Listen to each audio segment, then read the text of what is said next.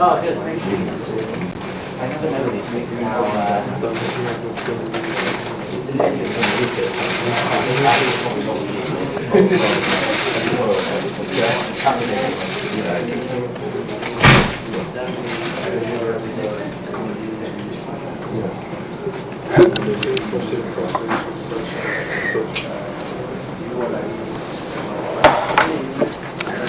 Okay, so make a start. I'll just sort of do a short introduction to try and relate the workshop to the summer school.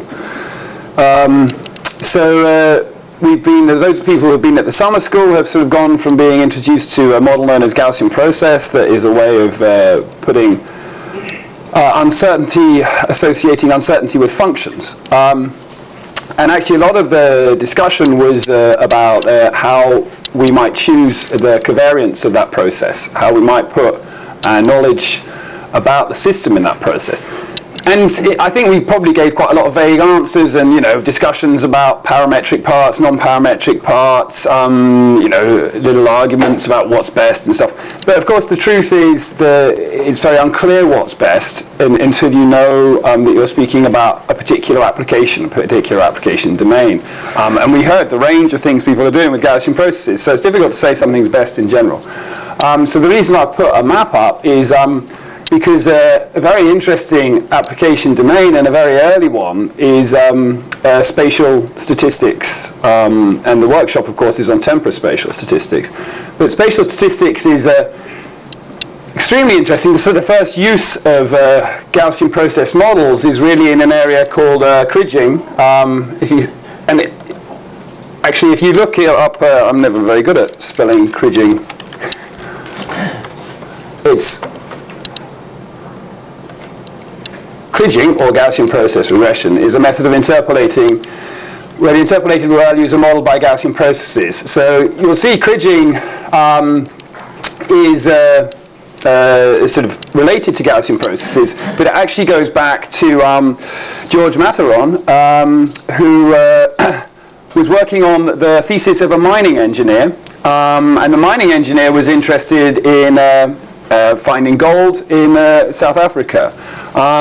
So these approaches are very strongly related. And it's interesting, I've never seen this pronunciation. The English verb is to kridge, and the most common noun is kridging. Both are pronounced with a hard G. I thought in French, Hans, they're pronounced with a soft G, kridgeage. And in fact, since Materon invented the name, I believe, it's probably best to use I think it's best to use the French pronunciation. Yeah, but he's not French. Yeah, but Materon invented the name. Neil actually comes from Flemish, so you should say krieging. Ah, Flemish, there we go. So so since it comes from the Flemish, we should say krieging. I can't even say that. So Hans, you are actually George's student, is that true? Yeah, so Hans is at the École de Mines, or what is now Paris Tech, and Hans was actually a student of Georges Materon, and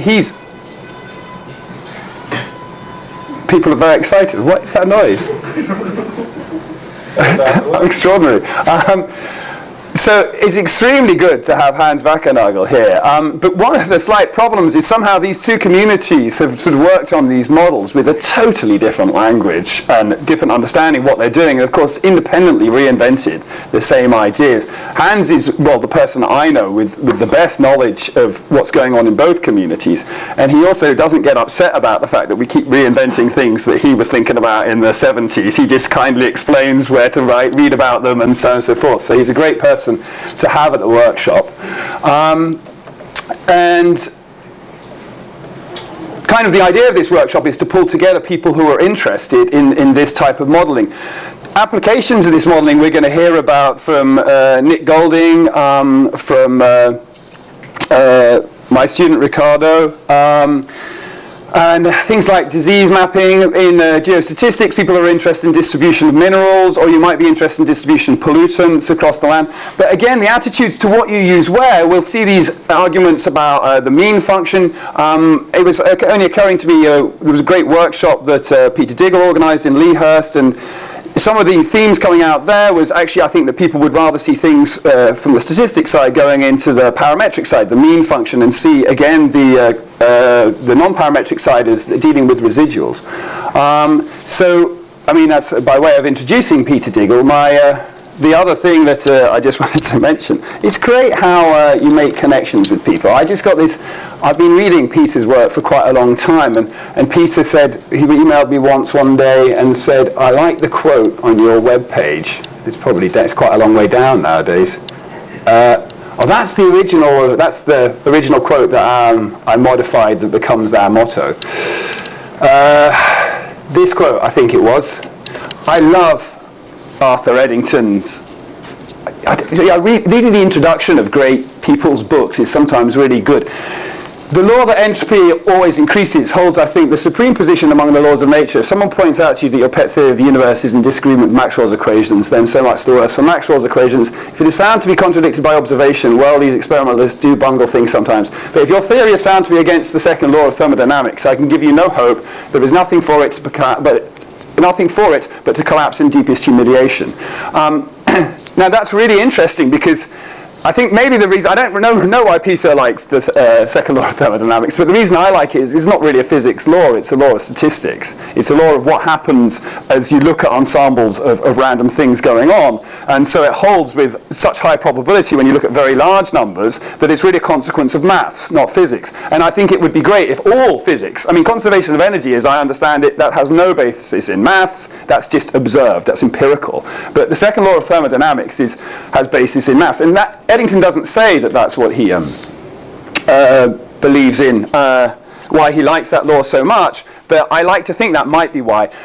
Particularly because one of the famous stories about Eddington is how nasty he was to Chandra Shekar, who invented the Chandra Shekar limit and black holes. And when he presented this to Eddington, he was a young student.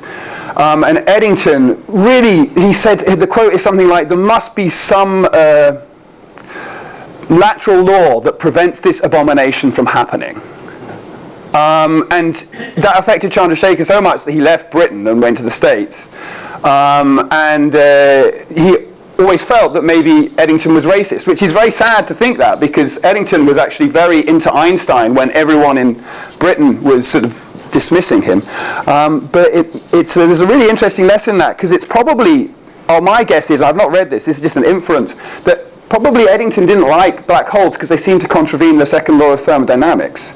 But actually Hawking radiation means that they don't. But of course they didn't know about that. So there's a lesson in that, is even when you think a student's wrong, you shouldn't stand and say you're an idiot and humiliate him, because you may be both right for some reasons.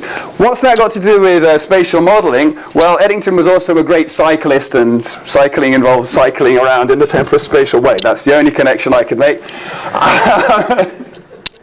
I think Peter's also quite a keen cyclist, so that gives me a link in. You see how all this is done? To introduce Peter. I could spend a lot of time introducing Peter. He's got so many achievements, but this is a workshop, and workshops are actually about getting to sit down and meet people like Peter and ask what they think about problems, and not worrying about those things. And the best thing I can say about Peter is he emailed me about this saying he preferred the Homer Simpson quote on it. The next time we met, he organized a workshop which he kindly invited me to, and we had a great time talking about disease mapping. And hopefully this workshop will be as good as that. So without further ado, what is Homer's quote, Peter? In this house we obey the laws of thermodynamics.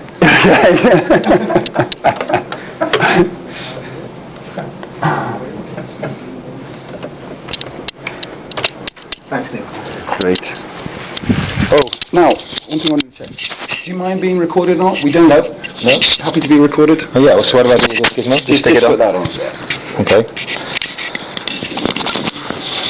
Oh, so yeah, I asked Peter, so just by way of explanation while he's putting that on, Peter did a great talk in the Leahurst workshop where he sort of did two things. He did one, which I have totally not attempted to do because I agree with everything that Peter's going to say, and he's much more expert, and it's a great way of putting it, to introduce the broad area of spatial modelling from a sort of statistical point, what people have been doing and how these methods relate. So I thought that's important to have that early on. But then I also wanted to get some applications in modelling after the way Peter did it in Leahurst. And so Peter's going to do his first half sort of introducing that. We're going to hear about some applications, and then we'll come back to Peter talking about some of the things he's thinking about for the way forward. Okay. Yeah, okay, thanks for that too kind introduction, Neil. But yeah, this is very much an overview of the broad branches of spatial statistical methods, set in the context of disease mapping because that's an area in which I work, but as many of you will know in the audience, very similar methods, indeed identical methods in many cases, are used in other areas of application. I mean, not least the original one of mining engineering where, as Neil has reminded us, in many ways a lot of this stuff really started. So I start with taking a view of spatial statistics from Noel Cressy's book, which remains the kind of standard reference for the plethora of statistical methods that are now available for analysing spatial data. And Noel divides his book into three sections, which he characterises, I think it's a characterisation of different data formats, but I'll come back to that point at the end of my talk, because I'm not sure that's always the best way to do it. But it's a very good place to start, because you see three maps there, and what they all are maps, what they all are data sets, but there's clearly some differences amongst them, which usually should and will colour the approach to how you analyse the data. Okay, so to elaborate on what each of these three broad branches are about, I'll take them each in turn.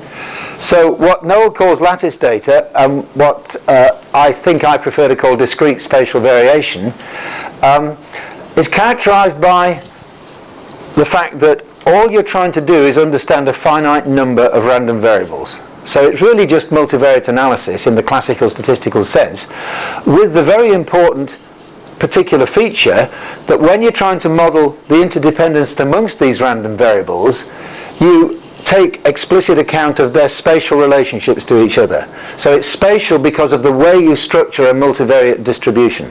What it is not is a stochastic process over the continuous geographical space of Scotland. What it is saying that for largely administrative reasons, we're going to get information at the level of the Scottish counties. And in the application to which this picture refers, those data were the incidences of lip cancer in each of the Scottish counties over a period of time. But we're not going to question what happens within those counties. We're not going to question the existence of the county boundaries. We're going to take that as a given and say, how do we build a statistical model for what would in this case be 57, I think, random variables yi representing the county level incidences of this cancer. And back in the 1970s, when I was a lad and went to the Royal Statistical Society meetings in which some of the early spatial statistics papers were being debated, there was a lot of controversy as to how you should build spatially structured models for data like this. And I think it's fair to say that that controversy was laid to rest by the approach that's indicated in this slide, essentially trumping the competing approach, which survives in what I regard as a slightly strange form under the name of spatial econometrics.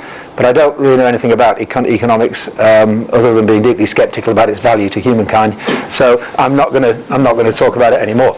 But in the biostatistical world in particular, this is now the predominant strategy for analysing data like this. And the basic idea is very neat. And it's usually a mistake in statistics to say who invented something because of Stigler's law. Stigler's law says that things are invented by people that they're not named after, or vice versa. But certainly a very key early contributor was Julian Bizag in a famous 1974 RSS discussion paper, and that spawned certainly a whole lot of work in which the key element in building a model is to say, imagine you're in one of these counties, okay, and you don't know what's happening, but what you do know is what's happening everywhere else. Well, if you're here, do you care what's happening in Caithness? Or do you really only care what's happening in Rossshire and towards Aberdeen and in the Western Isles? And the basic property of what's called a Markov random field is that you fit together these conditional distributions, you put structure on them by making assumptions like, for example, what really matters is what's going on in near neighbouring counties, not what's going on in remote counties. And then there's a rather clever trick called the Hammersley-Clifford theorem, which says that you can't just write down any old set of distributions here, you have to make sure they fit together properly. Okay? But that spawns a huge, huge, huge literature. It's really the basis of not just spatial modelling of data like this, but the general field known in statistics as graphical modelling of multivariate data. A real breakthrough paper. But the fundamental thing about it is that it is only a model for this defined set of areas. It's not a model for the whole geographical space. And so the presumption is that your scientific interest is confined to making conclusions about counties. Now, in contrast, here's a map of, amongst other things, the country of Cameroon in Western Africa. This is the Atlantic Ocean. And the concern here is with trying to understand the variation in disease prevalence. The particular disease here is a disease called lower, colloquially known as eyeworm. It's the result of a parasitic infection by a biting fly. But the main message I want to give from this slide is that in contrast to the previous slide, firstly, the data are essentially point referenced. Each of these points on the map represents a rural village community. The colour coding and the size coding reflects the empirical prevalence measured by taking blood samples from people who live in these villages. But although we certainly do want to know what's happening in these villages, and we'd certainly like to do something to help the people who live in the red villages, this is but a small sample of the village communities that live throughout the country, and what we really want to know is what's happening countrywide. So to me, the key distinction between the previous slide and this slide is that here the scientific interest extends to non-sampled locations. So we could indeed mathematically build a Markov random field model for this finite set of village locations. But that model would tell us nothing about what's going on here or here or here or here or here. It wouldn't have anything to say about that. Whereas what we really want is a model for the continuous space, so that information that we've got in the data can tell us, presumably, about what's going on somewhere else. Essentially because of the first law of geography, which is that although all things are related, close things are more strongly related than distant things. So that's the second of Cressy's major classifications, usually called Geo Statistics, which is another indirect homage to Krieger and subsequently Matheron and all the people who developed this kind of stuff as essentially a self-contained methodology for spatial prediction. And Hans knows a lot more about that than I do, so he can say a lot more about that later. And then the third arm of Noel Cressy's classification is point patterns. And here the scientific interest isn't in things you measure, it's in where things are. So essentially the data are just locations of events, and the questions that you're asking are why are the black dots where they are rather than somewhere else, in this case the county of Hampshire in southern England. Okay? And so there we would naturally turn, if we want to sort of mathematise this kind of problem, to the area of point processes, and usually I call these things point patterns to distinguish them from the underlying models or processes that generated them. The application here, which I'll say a bit more about in the second talk, is to try to do real-time prediction of where there may or may not be an emerging public health problem to do with gastroenteric illness.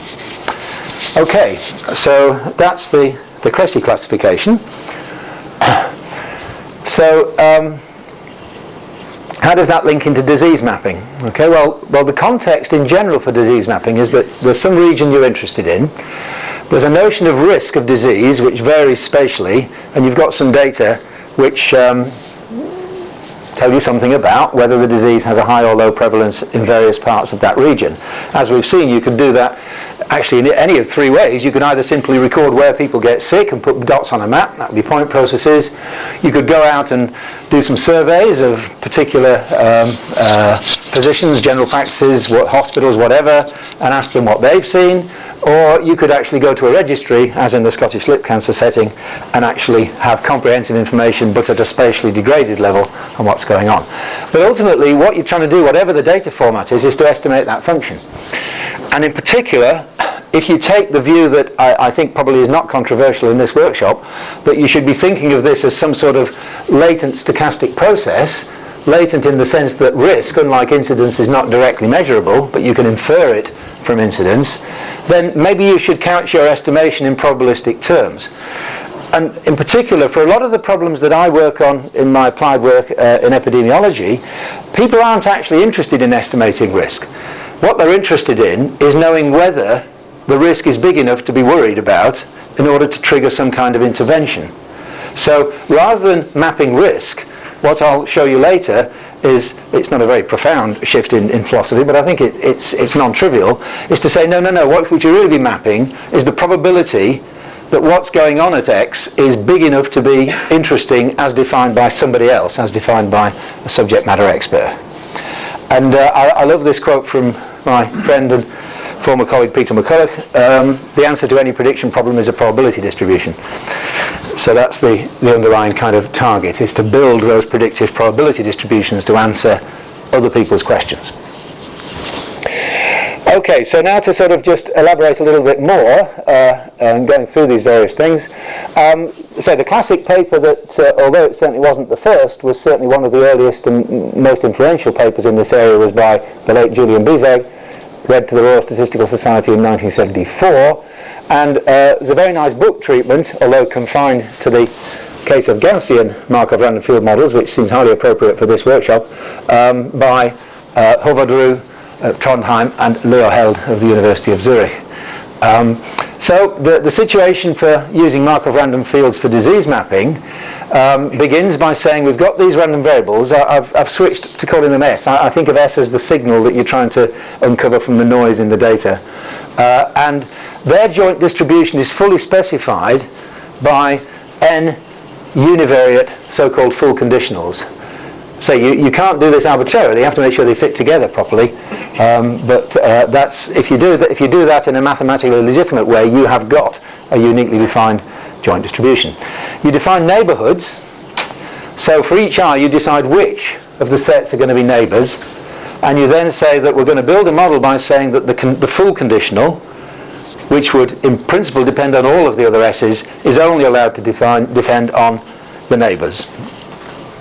And you usually use simple geometrical constructions of neighbourhoods. For example, in the Scottish counties data, almost the only thing anybody ever does is say two counties are neighbours if they've got a common boundary.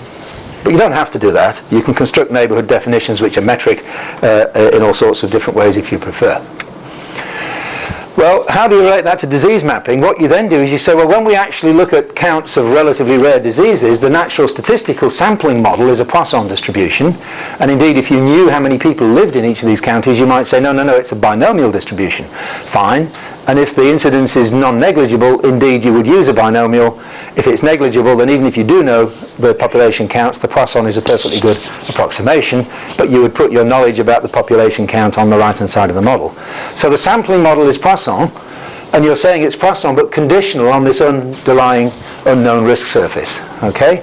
And what you actually want to do when you build a risk map is, well, it's debatable whether that's actually what you want to do. Maybe you actually want to do the expectation of S plus Zi prime beta. It depends what those covariates are. But that representation there as well relates to what Neil said earlier, that I think in most of the areas that I work in with epidemiologists, when I explain this model to them, I say this is where you put your known risk factors. Okay, so at an individual level, these might be diet or lifestyle. At an environmental level, these might be air pollution or whatever.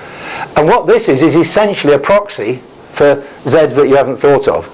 So from the point of view of understanding risk of disease, there's the interest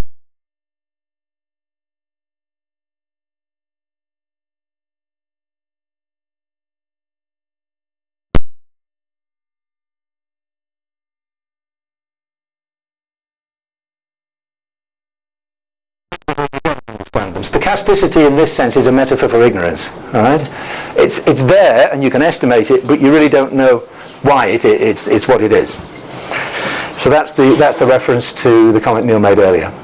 Anyway, and that was the aforementioned Julian Bizag, now working with two junior colleagues, produced a paper in a little read in this part of the world, I'm afraid, Japanese statistical journal with a rather unpromising title called Bayesian image restoration. So it took a few years before the epidemiologists discovered it, but that is now the standard method of constructing cancer atlases worldwide.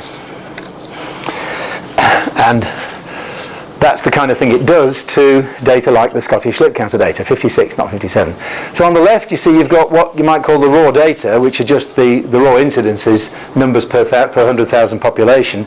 And what the Markov random field model does is simply smooth them out a bit. So the Isle of Skye being awful, almost jet black, becomes a rather more aesthetically pleasing shade of grey, because what you're doing is recognising that what you see in the data is a combination of noise and signal, and you use the data to tell you how much is noise and how much is signal.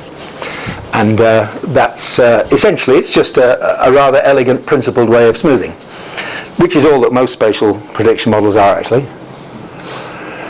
Now, why don't we just do that for everything? Well, I've already emphasised they're just multivariate distributions, and that's fine as long as that delivers an answer to the question that you have asked.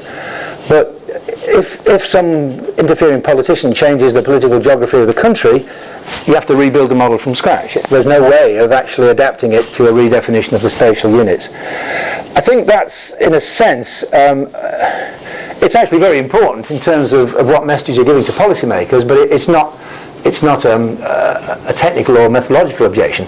The more problematical thing is this neighbourhood specification business, because of the near universal adoption of the idea that things that touch are neighbours and things that don't touch are not neighbours.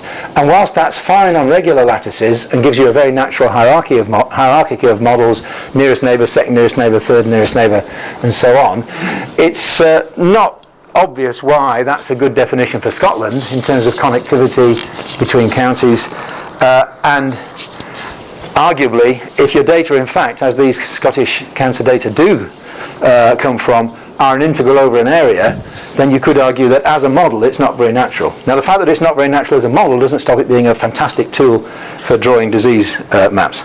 So I'm not criticising it on its own terms, I'm just saying it's not the answer to all of our spatial problems. So that leads me to geostatistical models. Question, Neil, yeah.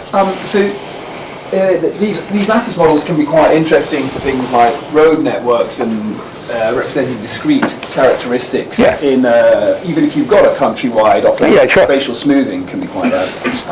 Is there much work on extending these models to be able to be incorporated in the continuous space, so you have a lattice structure as one part of what's going on? Well, I'll say a little bit about that right at the end of the talk. At the moment I'm keeping things simple by thinking that you either have a lattice, or you have a point process, or you have geostatistical data, but of course the world is never that simple, really.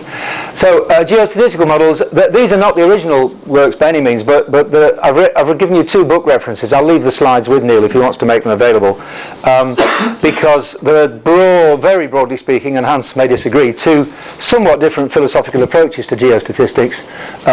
Chiles and Delfina come out of the Matalon school, and myself came out of the kind of Julian Bizag spatial statistical modelling school, and ended up thinking of the problems in slightly different ways.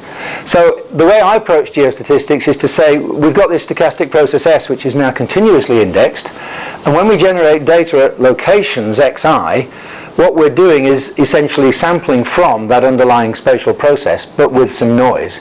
So if we have a stationary Gaussian process, we'll make its mean 0 because we can add regression functions later if we want. It's characterised by a covariance function which depends on distance only, and the standard assumption in geostatistics is that the data that you measure at different locations are conditionally independent given the underlying stochastic process S. So again we're thinking of yi as a noisy version of S of xi, and we're assuming there's no crosstalk at the data level. If we really could see the underlying S, all we'd have is independent sampling from normal distributions. So there again is the example I'm using to illustrate this, the lower prevalence surveys in the country of Cameroon. The way we build a model here is we say we've got our basics, building block is this stationary Gaussian process. There's no particular merit in any one choice of family for the correlation function. In practice what I tend to do is, unless there's some compelling reason to prefer a particular form external to the data, I'd just experiment within a reasonably flexible parametric class, come up with something that reasonably fits. Covariates are nearly always useful, and so we need a regression model for the covariates, and we're dealing with prevalence, so the natural thing to do is to model log odds, and the natural sampling distribution is the binomial. Now the word natural is supposed to mean it's okay if you do, I don't have to justify what I do, but clearly the fact that it seems natural to me doesn't mean it's the only way you can do it.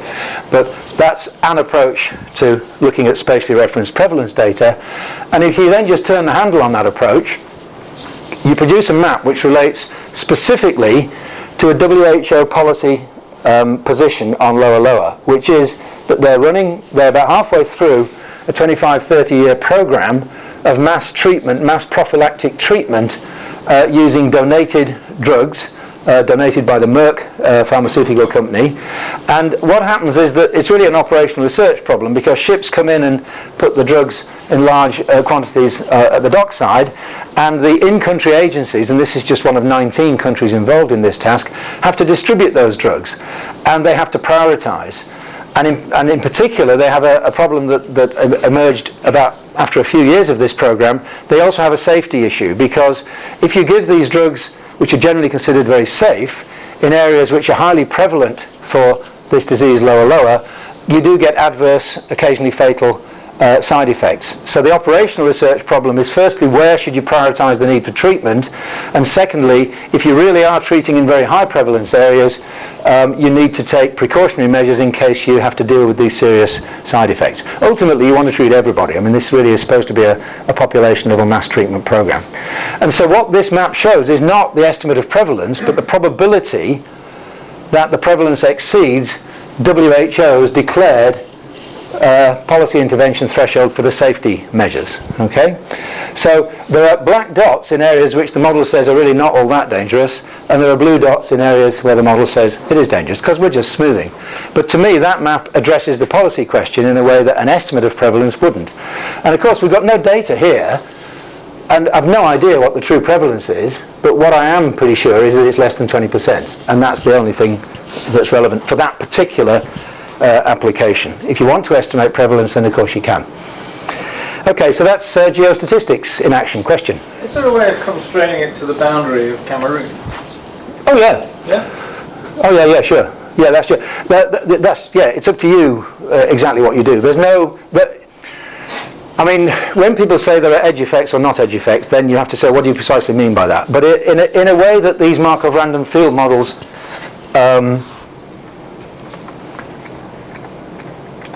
inherently experience edge effects, because sky, clearly hasn't got any neighbours in the sea, and there's an asymmetry there. These geostatistical models don't have inherent edge effects in the sense that what they actually are models for a process that extends continuously. Now, clearly it makes no sense to predict, physically, to predict lower in the sea, but there's nothing wrong with doing it mathematically if you believe that had the country extended, the process would have stayed the same. But that's really a technical distinction. But no, from a presentational point of view, you just put a mask on the map. Okay, so that's, and then finally, point processes. So now again, in the context of disease mapping, we still think there's an underlying stochastic process which represents risk, or at least the unexplained component of risk. And our data are now just where cases of disease occur. But it still seems to me not unreasonable as a starting point to postulate an underlying stationary Gaussian process. And this statement here is just the analogue of the binomial sampling distribution argument for the lower problem, because if you're dealing with points realized from potentially a countable infinity of points, the natural sampling mechanism is Poisson, and indeed in point process land that defines what's called a Poisson process, and it really is just a log linear model with this latent Gaussian process in the linear predictor, and the log transformation is there to make it make sense physically, because we know that an intensity has to be non-negative, and that's called a Cox process, and specifically, as written out there, it's called a log Gaussian Cox process. And that's a model that you can use for analysing the third example that I gave, which, to give you a little bit more background, was a response to a request from public health doctors in Hampshire some years ago to say, we get all these notifications of people with symptoms of food poisoning, and the current system for diagnosing, confirming and deciding whether we need to do anything about that takes several weeks. Perhaps if we had a sort of a real-time feed of case notifications, could spatial statistical methods help us to get answers more quickly to the public health question, do we have a problem here and now? And a happy coincidence was that NHS Direct was founded at about the time we started this project. An unhappy coincidence is that it's just died as we're about to start a follow-up project. And as some of you know, NHS 1.1 is proving a far from ideal alternative to NHS Direct. Anyway, that's the end of the grumble. The idea is that you've got the case notifications coming in, essentially as calls to NHS Direct, and you want to say in real time, is something unusual happening? Is there something we should be worried about? So what you do is say, okay, well what you get is what you expect to get times what you don't expect to get. And you do expect to see spatial variations for all sorts of reasons. A lot of them are to do with demography and also social factors that affect people's willingness to use a 24/7 call service rather than insist on their doctor comes to visit them. You get expected variations in time because foodborne disease is seasonal. What you expect is those two factors to operate independently, right? You know, it's high incidence everywhere in June, right? There's always a lot of cases from Southampton, right? And what's unexpected is what you're trying to get at. So I like to think of that as I call it an anomaly surface, and it's the analogue of the thing we were trying to predict 2 minutes ago in Geo Statistics. So we formally write it down as a log Gaussian Cox process, and we produce some more predictive maps. And again, these are predictive maps in the sense that they're modeling they're showing the predictive probability that a particular operational threshold, here defined as a doubling of risk, has actually happened. So the red areas are areas where we think it's highly likely that the current local reporting rate is at least twice what we would expect for that part of Hampshire at that time of year. The circles in diminishing size are a 5-day window on the data, and the colour coding is deliberately chosen to make the maps look fairly boring. And if you ramp up the criterion for what you mean by unusual, of course these areas shrink to nothing. And that's, again, that's my suggestion, is that that's an operationally useful tool for a public health physician to look at. What they do about it, as far as I'm concerned, is not my business, in the sense that I care, but I'm not competent to advise. But what I can do is say, what's the strength of evidence that something that you define as important, whether it's a 2-fold, a 4-fold, or an 8-fold increase in risk, is actually happening here and now. Okay, so in the last few minutes, I just want to come back to Neil's question, which is that, you know, real data doesn't sit in these neat compartments. It comes in multiple data streams of different formats, and this is really just scratching the surface. You know, we've written one paper in which we just tried to set out what we thought was the beginnings of a way to bring these different branches of statistics together. Other people are certainly thinking about this, and there'll be lots of other people who have better ideas than I about it. But it's a surprisingly, to me, undeveloped field, and I think we've now got the computational tools and the data sources to make a reasonable attack on it. So to really strip it down to its essentials, everything that I've been talking about so far, and most of what I do in my job as a statistician at the interface between statistics and epidemiology, is actually just what's on this slide. We want to understand nature. We just want to pool all the relevant data, but we need a question. We don't just want to understand everything about nature. We have particular things, particular properties of nature that we want to understand.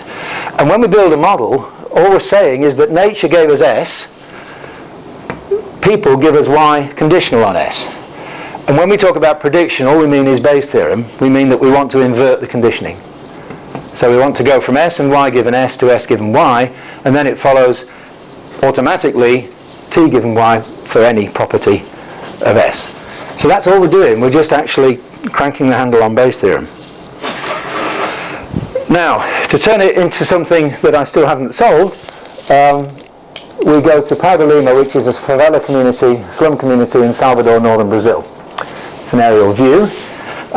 If you find yourself living in Powder Lima, I advise you to choose the high ground, because at the top of the favela there are roads and there's electricity and buses occasionally come by and there are shops. And at the bottom of the favela, this is how people are living. And that's within, I don't know, 200 metres of the nearest millionaire, I would guess, certainly within 400 metres.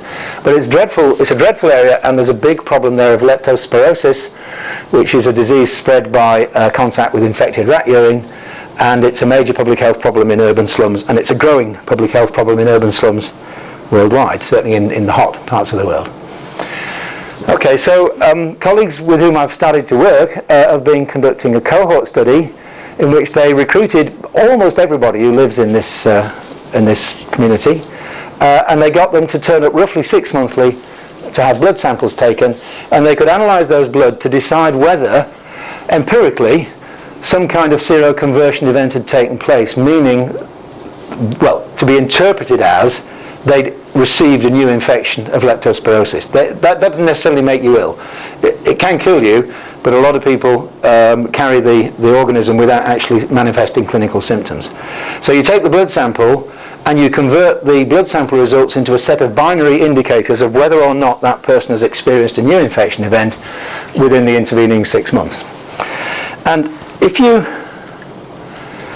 try to analyse those data and look up all the textbooks to help you, the closest you can get to a standard kind of format is to say, this is longitudinal data, 1, 2, 3, 4 follow-up periods. We've got patients, 950. The outcome in each patient is a binary sequence. No, no, yes, no. There are covariates. Here I've just shown age. How do we analyse data like that? We use logistic regression. So you write down your logistic regression model, and then you say, aha, but I'm not so stupid. I know that when things are repeated in time, they tend to be correlated. So you add on a temporal analogue of S of x, so it now becomes S of t. It's the latent part, the variation over time, that's not captured by the fact this guy's getting older at the rate of 1 year per year. And you do that by what's in this branch of statistics usually called generalized linear mixed models, but it is actually the model I used for the lower data, in effect. There are other methods around, because the big practical difference between this and disease mapping is the fact you've got these 950 people who you might reasonably assume are giving you independent information. So that's analysing the data, but it's not analysing the problem or the process, because what's actually going on in nature is that each person has a timeline, and at various points, unobserved, they get infected. And the data are really a very coarsely censored version of the underlying process. So if you want to understand the infection process, and of course at a molecular level a lot of people do understand the infection process very well indeed, it would seem to me more natural, if you want to model the process or the problem, to say that we've got a point process on each individual. Okay, and the intensity of infection varies over time according to behavioural factors, environmental factors that we'd like to understand. So we'd really like to model that intensity function of the process, and the follow-up times are really censoring mechanisms. And reducing it to binary data is also censoring. So in terms of a model, it seems to me more reasonable to say, what does it actually mean if you observe a 1 on a patient? What it means is that you've observed at least one, that person has experienced at least one infection event. So if you do follow the kind of modelling paradigm of the rest of this talk, you might, you don't have to, you might want to start by saying, okay, let's think of this as a Cox process in time, where we've got measured risk factors, unmeasured risk factors on the individual eye, unmeasured risk factors on where that individual lives. And we could have another function of time, which is unmeasured factors varying over time. And then it's just maths, because when you say I observe a 1, what does it actually mean? It means that. And with the modern computational tools at our disposal, we could embed that, he said confidently, I haven't done it yet, within a kind of Monte Carlo methodology where we've got this latent Gaussian process, in this case various Gaussian terms, driving the thing, and we've got a nice simple model for the conditional distribution of the data given that latent process, and untangling that using Bayes' theorem of course will require Monte Carlo methods because of the dimensionality, but not least people in this department are giving us cleverer and cleverer methods for dealing with large scale data, so maybe that's something we could actually do. Okay, and then very briefly, the other thing that a statistician would always bring to the table, I would think, is an argument that if you don't want to use likelihood as the basis for your inference, you have to have a good argument for why that's the case. There are arguments, I won't waste time by going into them, you could probably think of them. But the starting point is to say likelihood is the default, and if you don't want to use the likelihood, you need a specific reason for doing so. And those are the uncontrovertible facts of likelihood that the likelihood tells you basically everything you need to, everything the data can tell you is embodied in the likelihood function, and the law of likelihood is essentially the basis for likelihood ratio testing. I don't want to go into detail now, but I think there is an issue of what you do with the likelihood, and this is a deliberate oversimplification to be slightly provocative, which is that the Bayesian approach to statistical inference has grown in strength inexorably since it became possible. I would argue, not since the arguments were won, but since it became possible. Because if you want to know something's a good idea, it's awfully nice if you can do it. And people tend to be convinced it's a good idea because you can do it. Right? And Richard Royal has this rather lovely book which sort of philosophizes about inference with the likelihood and makes this nice distinction that the Bayesians are answering questions about belief, the decision theoreticians are answering questions about decisions, the classicists are actually saying, what do the data tell me? And would take the view in an extreme philosophical stance that I can tell you what the data tell me, you, whether you're an epidemiologist or an engineer or whatever you are, you take over at that point. So there's a difference in, it's kind of to do with the scope of the discipline really. And operationally, often these things don't make a lot of difference. Those are just acknowledgements of colleagues who've thanked me, and that's it. Thank you. Oh, well, so it's not quite it, because I'll leave the slides, so if you do want to follow up any of this, everything I've mentioned is written up. Questions for Peter? I have two questions for the Gaussian process extension of your model. I was interested to know what kind of kernels do you use. And for the second question was, so because your model seems very highly non-conjugate, how do you do inference really? And you mentioned something about sampling, but I was wondering if that really works in real time. The inference is all Monte Carlo. Some of you will know that I think I'm not totally convinced by the Bayesian argument, because I think it sweeps too much under the table. So when we're doing things like, I mean, that's the computationally most challenging thing we've done so far, because in that situation we got new data every day and we ran an MCMC algorithm overnight to update the predictions. Okay? The parameter estimation for those maps was very ad hoc. It was really just sort of curve fitting. But what we now have, and it's in a sort of early release as an R package, is we embed Monte Carlo methods of parameter estimation into that MCMC. So we're doing Bayesian inference for parameters as well as Bayesian predictive inference.